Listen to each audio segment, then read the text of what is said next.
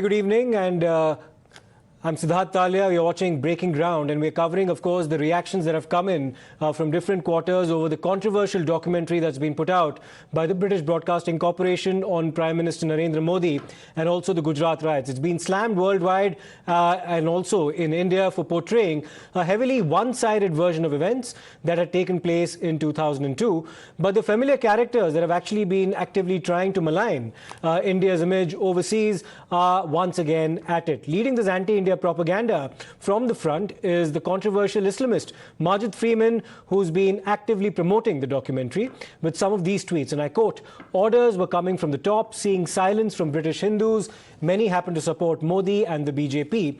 He's also quoted as saying that Modi was directly responsible for the 2002 riots and that Modi continues to, in fact, undertake atrocities against the Muslim community in India. Remember, these are the same set of people who peddled disinformation against members of the Hindu community in Leicester in the United Kingdom back in the month of August last year, when Majid Freeman went on to say that Hindus raised slogans against Pakistan and chanted anti-Muslim slogans as well. He alleged that it was Hindutva cowards who abused and attacked Muslim men. But the fakery of the likes of Mr. Freeman has now been called out, and it's also called out in the past as well. Remember, this was earlier called out by multiple agencies and also the Leicester police. Let me quote you what the NCRI, a US-based cybersecurity firm, had said and how they exposed the fakery of this lobby. They said, and I quote, "Mainstream media platforms failed to perform due diligence.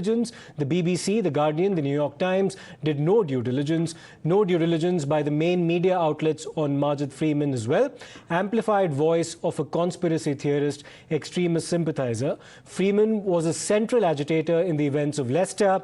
Freeman was a key disseminator of malicious narratives. Freeman's narratives disseminated by a network of groups." So these are some of the findings of the NCRI. Let me, in fact, also go across to Charlotte Littlewood, who is the Henry Jackson Research Fellow and has been very closely monitoring the developments in the United Kingdom, particularly with respect to the anti-Hindu violence that was witnessed towards the latter half of last year. Thank you so much for speaking to us once again, Ms. Littlewood.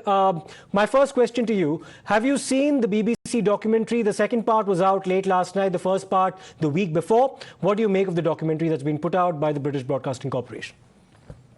Thank you very much for having me on.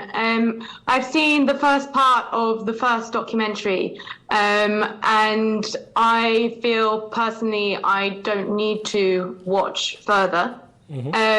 I think that the bias that is being put as critics, but for me, what really gets to me from the BBC is the timeliness of sharing this documentary.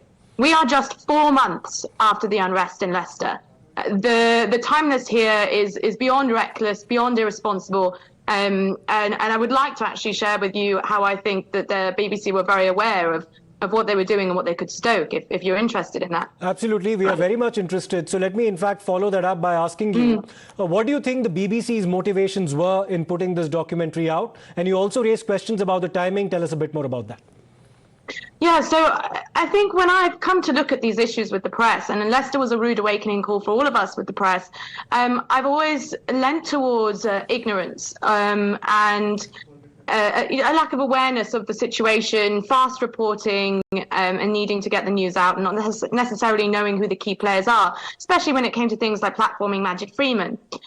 However, when we look at the BBC and we know how heavily the BBC was involved in the reporting around Leicester, and I spoke to the BBC twice in that period, at one point talking about those that had temporarily relocated during the unrest, the Hindu families that had relocated, and then speaking to them again, BBC World Service, about a potential documentary. So I can tell you without shadow of a doubt that the BBC is incredibly aware and up to date on the risk to community cohesion and tension in the UK. They know who the key players are, the agitators are. They're aware of Majid Freeman, of Riaz Khan, of Shakil Asfar. So when it comes to airing this just 4 months after the unrest, the BBC is well aware of the potential to incite violence. And we are now seeing that. Shakil Asfar, who was a key agitator around Leicester when he led a large group of people through Birmingham chanting against Hindutva RSS extremism. He's now been seen on Instagram again calling for protests, saying if we think we should be in the streets protesting, the BJP Hindutva extremists, again using this language which is unfamiliar to many in the UK, but we're understanding is a false narrative, using this language to stoke hatred, stoke division, and asking again for protests, of which 97% of respondents on his Instagram have said yes, they want to have this kind of protest. So it's really concerning. The BBC is aware. Mr. Wood, if I may, and of course we'll come to Majid Freeman in just a bit because you've responded directly to a tweet that he's put out about the documentary. We'll just come to him in a short while. But one of the principal protagonists, so to speak, in that part one of the documentary is the former Foreign Secretary, Jack Straw. And we did speak to Mr. Bob Blackman yesterday, asking about Jack Straw, and that Jack Straw actually has a lot of British Muslims in his own constituency, and that might have actually influenced his participation. Mr. Blackman also did not attach a lot of credibility to the so-called secret inquiry that had been conducted by the British Foreign Office over the 2002 riots. What do you have to say specifically about that? Well, we've seen this again and again with different MPs, particularly Labour MPs that have large Muslim constituencies.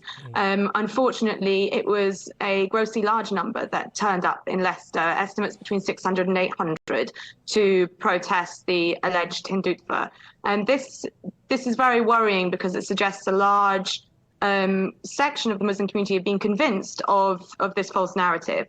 And then that directly plays into how our politicians are using that for their voting. And we're seeing that particularly in Leicester in the run-up to the mayoral elections in May. And we've seen various MPs parrot this idea of Hindutva extremism. So it comes as no surprise that this is also being replicated with Jack Straw. So unfortunately, that is the way our voting system works, and there are certain areas in the country in which you will see certain false narratives like this one peddled for certain communities in order to gain votes and traction.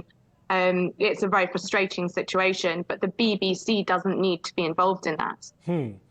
In fact, let's talk about Majid Freeman now, and I'll just, for the benefit of our viewers, read out the tweet that you've put out in response to what Majid Freeman had said about the documentary, where he says, let it happen, instructions were coming from the top and so on and so forth. And then you say, and there we have it, BBC, the chief of fake news himself, this is a reference to Mr. Freeman, linking your biased documentary to the UK diaspora. Not sure how much longer I can put this down to ignorance of press and politicians, starting to look a lot like complicity. Take us a bit more through that tweet, and please elaborate on what you were actually trying to say. So what I'm saying here is what we saw with mainstream press, the BBC and politicians. As you've said there's pandering to votes and voting communities that vote together.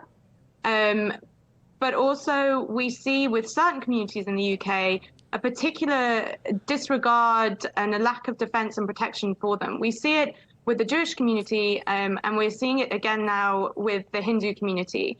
And the way I'm understanding it, and the only way I seem to be able to understand why this is happening, particularly to these communities, apart from the fact that they are very small compared to other minority communities, they're also not seen within the frame of victimhood.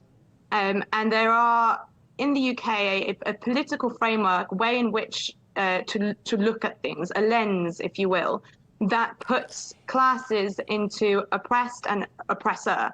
And it would seem that the Hindu community is now joining the Jewish community in the class of the oppressor and not the victim. And when you see that happen, you see certain leftist platforms, the BBC seeming to be a part of that, that will always take the side of who they see to be the oppressed. And in this situation, it looks like they see the Muslim community as the oppressed and the Hindu community as the oppressor.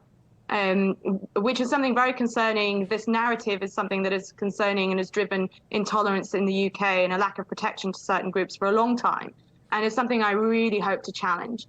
So we did hear the Prime Minister of the United Kingdom, Mr. Rishi Sunak, when specifically responding to another member of Parliament raising questions about the documentary.